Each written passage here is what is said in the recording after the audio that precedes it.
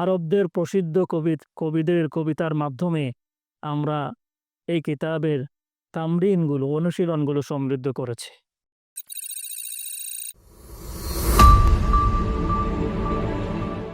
আসসালামু আলাইকুম ওয়া রাহমাতুল্লাহি ওয়া বারাকাতুহু।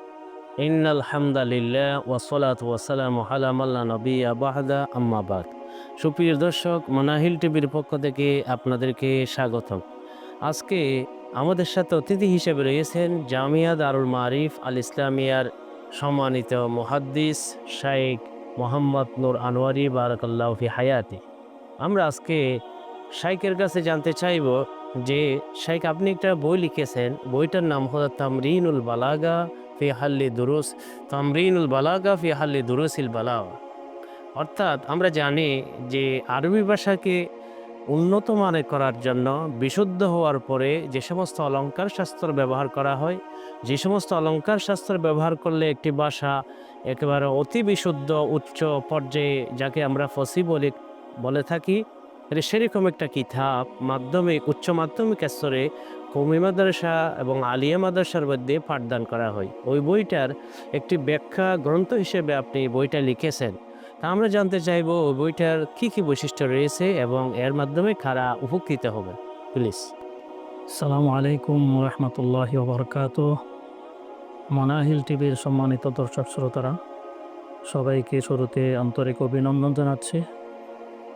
বিশেষ করে আজকের বিজ্ঞ উপস্থাপক ডক্টর মুফতি হুমায়ুন কবির মুফদাজিল্লাহুল আলীকে অসংখ্য মোবারকবাদ জানাচ্ছি আমাকে আজকের স্টুডিওতে আমন্ত্রণ করার জন্য। আমরা সবাই জানি কোরআন হাদিসের হকায়েক আসরার পূজার জন্য ইলমুল বালাগার খুবই গুরুত্বপূর্ণ একটা ভূমিকা রয়েছে। ইলমুল বালাগার সর্বপ্রথম যে কিতাবটি আমাদের দরসে জামিতে পড়ানো হয়, সেই কিতাবটির নাম হচ্ছে দুরুসুল বালাগা। দুরুসুল বালাগা কিতাবটি খুবই সংক্ষিপ্ত কিন্তু অত্যন্ত উপকারী ছাত্রদের জন্য। সেজন্য আমাদের দেশের সব ধরনের মাদ্রাসায় এটা পড়ানো হয়, সরকারি মাদ্রাসায় পড়ানো হয়, কওমি মাদ্রাসায় পড়ানো হয়, গুরুত্ব সহকারে পড়ানো হয়। তবে কিতাবটি অনেক পুরাতন, অনেক আগের লেখা। এই কিতাবটি যদি অনুশীলন ইত্যাদির মাধ্যমে যদি আরও সমৃদ্ধ করা হতো, বর্তমান যুগের ছেলেরা, ছাত্ররা আরও বেশি উপকৃত হতে পারত। আমরা এই চিন্তা করে এই দুরুসুল বালাগাকে সামনে নিয়ে কিছু কাজ করেছি। আল্লাহ তৌফিক দান করলে আজকে এখানে কি আমরা কাজ করেছি সে সম্পর্কে কিছু আলোচনা করব। আমরা কিতাবের শেষের দিকে এই কিতাবের 10টি বৈশিষ্ট্য আলোচনা করেছি। তার মধ্যে সর্বপ্রথম যে বৈশিষ্ট্য সেটি হচ্ছে তাইসির ফাহমিল কিতাব বিল আসইলাতি ওয়াত তাদরিবাত। আমরা জানি কোনো একটা বিষয় প্রশ্ন উত্তরের মাধ্যমে যদি উপস্থাপন করা হয়, ছাত্ররা খুব বেশি উপকৃত হতে পারে, সহজে উপকৃত হতে পারে, সহজে আত্মস্থ করে নিতে পারে। সেই হিসাবে আমরা এই কিতাবের প্রত্যেকটা পাঠের পরে আমরা উল্লেখযোগ্য হারে প্রশ্ন সংযুক্ত করেছি। কোনো পাঠক, কোনো ছাত্র যদি সেই প্রশ্নগুলোর উত্তর খুঁজে নেয়, তাহলে খুব সহজেই কিতাব থেকে উপকৃত হতে পারবে, কিতাবটা আত্মস্থ করতে খুব সহজ হবে। 2 নম্বর বৈশিষ্ট্য হচ্ছে তাজঈনুহু বিত-তামরিনাত মিনাল আয়াতিল কুরআনিয়া ওয়াল আহাদিসিন নববিয়্যা। আমরা এই কিতাবকে কোরআন কারীমের প্রচুর পরিমাণ আয়াত দ্বারা, রাসূলুল্লাহ সাল্লাল্লাহু আলাইহি ওয়াসাল্লামের হাদিসের ভান্ডার থেকে বহু হাদিস দ্বারা এই কিতাবের অনুশীলনগুলো আমরা সমৃদ্ধ করেছি, যাতে শুরুতেই ছাত্ররা কোরআন শরীফের এবং রাসূলুল্লাহ সাল্লাল্লাহু আলাইহি ওয়াসাল্লামের হাদিসের সাথে একটা গভীর সম্পর্ক তৈরি করতে পারে। 3 নম্বর বৈশিষ্ট্য হচ্ছে তাজঈনুহু বিল মাবাদি আশ-শামিলা লিল ফান্নি ওয়াল কিতাব। এই কিতাবের শুরুতে আমরা ইলমুল বালাগা সম্পর্কে এবং দুরুসুল বালাগা সম্পর্কে গুরুত্বপূর্ণ কিছু আলোচনা আমরা পেশ করেছি, যে আলোচনাটি মূল কিতাবে অনুপস্থিত। 4 নম্বর বৈশিষ্ট্য হচ্ছে তাজঈনুহু বিত-তামরিনাত মিন আশআরি শুআরাইল আরব।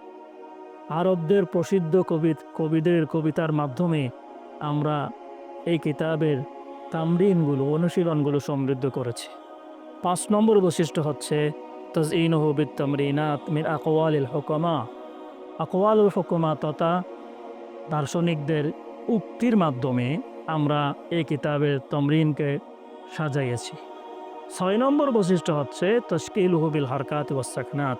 ছাত্রদের পাঠ সহজ করার জন্য, যাতে সহজেই বুঝতে পারে, সব ধরনের ছাত্ররা যাতে সহজভাবে বুঝতে পারে, সেই জন্য আমরা হরকাত সাকানাত দ্বারা কিতাবকে সজ্জিত করেছি, যাতে বুঝতে খুব সহজ হয়। 7 নম্বর বৈশিষ্ট্য হচ্ছে তানাবুলুহু বিশরহিল ইবারাতিল গামিযা। কঠিন কঠিন যে ইবারত আছে, এগুলো আমরা ব্যাখ্যা পেশ করেছি নিচে, সুন্দরভাবে তার ব্যাখ্যা বিশ্লেষণ সংযুক্ত করার জন্য চেষ্টা করেছি। 8 নম্বর বৈশিষ্ট্য হচ্ছে ইযাহু মাআনিল কালিমাতিস সা'বা লিল আশআর। অনুশীলনের মধ্যে যে সমস্ত কবিতা আমরা পেশ করেছি, ওই কবিতাগুলোর মধ্যে যে কঠিন কঠিন শব্দগুলো ছিল আছে, এগুলো আমরা ব্যাখ্যা করেছি, এগুলোর অর্থগুলো ব্যাখ্যা করেছি। ওই কবিতার অর্থগুলো আমরা সুন্দরভাবে উপস্থাপন করার জন্য চেষ্টা করেছি, যাতে ছাত্রদের মানে কি কবিতার অর্থ বুঝতে সহজ হয়, কবিতা মুখস্থ করতে সহজ হয়। 9 নম্বর হচ্ছে কিছু তমরিনাত, কিছু অনুশীলন আমরা ছাত্রদেরকে করে আনার জন্য এখানে আমরা উদ্বুদ্ধ করেছি। এগুলো সহযোগিতার জন্য কিতাবের শেষে কিছু আমরা তাদের সহযোগিতার নিয়তে আমরা কিছু তমরিনাতুল মুহাল্লালা আমরা সংযুক্ত করেছি, ছেলেরা ওখান থেকে উপকৃত হতে পারবে। 10 নম্বর বৈশিষ্ট্য হচ্ছে তানাবুলুহু বিতাসহিহিল আখতা আল ইমলাইয়া আল মাওজুদা ফি তাবাআতিল হিন্দিয়া ওয়াল পাকিস্তানিয়া। যে প্রাচীন নুসখার মধ্যে, বিশেষ করে হিন্দুস্তান এবং পাকিস্তানের প্রথম নুসখাগুলোর মধ্যে আরবি ভাষার লিখন পদ্ধতির অনেক ত্রুটি রয়েছে।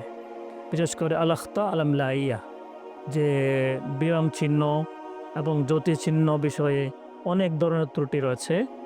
এই ত্রুটিগুলো মুক্ত করে আমরা, যাতে ছেলেরা সহজভাবে বুঝতে পারে, বিরাম চিহ্ন জ্যোতি চিহ্ন দিয়া সুন্দরভাবে উপস্থাপন করার জন্য আমরা চেষ্টা করেছি। আল্লাহ তাআলা যদি তৌফিক দান করেন, কবুল করেন, ছেলেরা ছাত্ররা খুব সহজভাবে উপকৃত হতে পারবে। এ পর্যন্ত আমরা 10টি বৈশিষ্ট্য আলোচনা করলাম।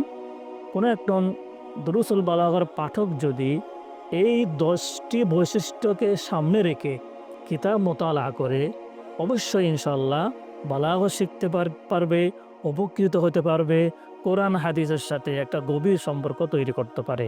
আল্লাহ তাআলা সবাইকে উপকৃত হওয়ার তৌফিক দান করুক। এই কিতাবকে কাল কিয়ামতের ময়দানে আমাদের জন্য নাজাত রসিলা করার তৌফিক দান করুক। ধন্যবাদ সম্মানিত অতিথি মুহাম্মদ নূর আনোয়ারি, বারাকাল্লাহু ফি হায়াতি। তে আমরা লেখকের মুখ দিয়ে ওনার কিতাবের বৈশিষ্ট্যসমূহ আমরা শুনেছি। প্রায় ব্যাখ্যাসহ 288 পৃষ্ঠার এই কিতাব, এবং আরবি ভাষায় ব্যাখ্যা করা হয়েছে।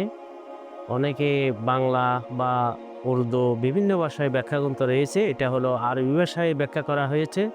এই আরবি ভাষায় যদি আমরা বিশুদ্ধভাবে লিখতে চাই, তখন আমাদের এই বইয়ের সহযোগিতা নেওয়া দরকার। আমি মনে করি উচ্চ মাধ্যমিক স্তরের ছাত্ররা যদি এই বইটি ভালোভাবে বুঝে নেয়, তখন তাদের লিখনীতে, তাদের ভলাতে যে ভলাগতের অলংকারিকগুলি আমরা ব্যবহার করতে পারবো, প্রয়োগ করতে পারবো। আমাদেরকে তৌফিক দান করুন। সুপ্রিয় দর্শক, আপনাদেরকে অসংখ্য ধন্যবাদ। আসসালামু আলাইকুম ওয়া রাহমাতুল্লাহি ওয়া বারাকাতুহু। ওয়ালাইকুম আসসালাম ওয়া রাহমাতুল্লাহ।